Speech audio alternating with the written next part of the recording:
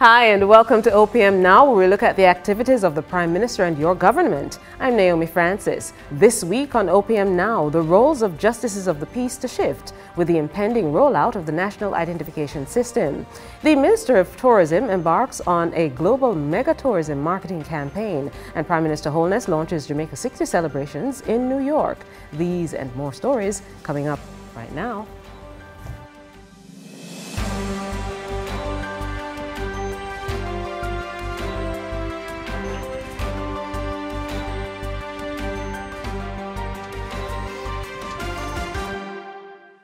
The Minister of Tourism, the Honourable Edmund Bartlett, has announced a global mega-tourism marketing campaign infused with the Jamaica 60 celebrations. The minister noted that the country will see a 70% recovery in tourism in Jamaica, closing in on 1 million visitors at the end of the winter tourist season, resulting in $1.5 billion earnings. The global marketing campaign is aimed at boosting visitor arrivals to the island. We begin with the UK on this weekend, mixing up with Jamaica 60 celebrations, but it's marketing. And then we leave for New York to do the northeastern seaboard. That's the little you know, the sugar part of our market. The northeastern seaboard, the New York and New Jersey and Connecticut and, you know, all the way to Boston. And then we leave from there and we hit the new market of the Middle East. We're meeting with all the mega airlines. We're meeting with Emirates. We're meeting with Etihad. We're meeting with Qatar.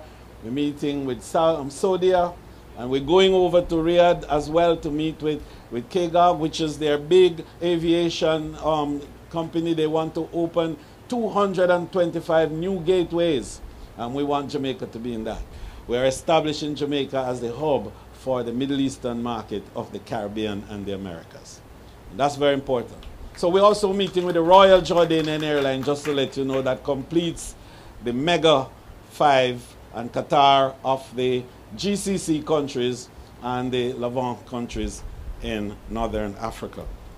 And then we continue the program after that. Prime Minister will allow me, we take a break. And then we do Canada, we do the UK, Europe, and of course, Latin America. The Ministry of Justice says there are changes to come to the functions of justices of the peace with the rollout of the National Identification System, NIDS, later this year. The Justice Minister, the Honourable Delroy Chuck, says more focus will be shifted to alternative disputes resolution for JPs. Here's a special report. With the conduct of justices of the peace coming into sharp focus over the last few weeks, Minister of Justice, the Honourable Delroy Chuck, is seeking to reassure the public that 95% of JPs execute their voluntary services appropriately. However, he also explained how the Justice Ministry plans to target the rogue JPs involved in misconduct that bring the profession into disrepute. We plan to do some sting operations. I have had discussions with the custodies. The custodies are in touch with the Superintendent of Police, and some sting operation will be conducted to ensure that these justices of the peace who are charging and making recommendations to people they don't know, that they are disciplined. But with the impending rollout of the National Identification System, there are also public concerns surrounding the role and functions of JPs going forward. The role of the GP will shift totally, because the GP, the vast majority of the work that GPs are required to engage in will no longer be necessary. That is validation, verification of identification, because the NIDS card will be that card that identifies the person. It will also, the NIDS Secretariat will also be able to verify with the Social Security Ministry if a person is still alive. So a lot of that work will no longer be needed from a JP. Where we're shifting, and I've been around the island encouraging JPs now to participate in alternative dispute resolution. The minister further highlighted that shifting the duties of JPs to restorative justice and mediation will help mitigate the challenges faced in the delivery of justice across Jamaica. So in the parish courts, we're getting in excess of 70,000 cases per year. It's just impossible to try all of them.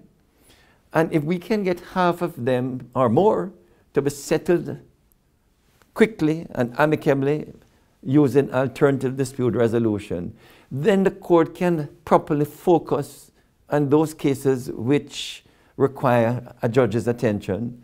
And so cases can then be tried in a matter of weeks or months. And Minister Chuck is scheduled to make his sectoral presentation in Parliament on Wednesday, May 4.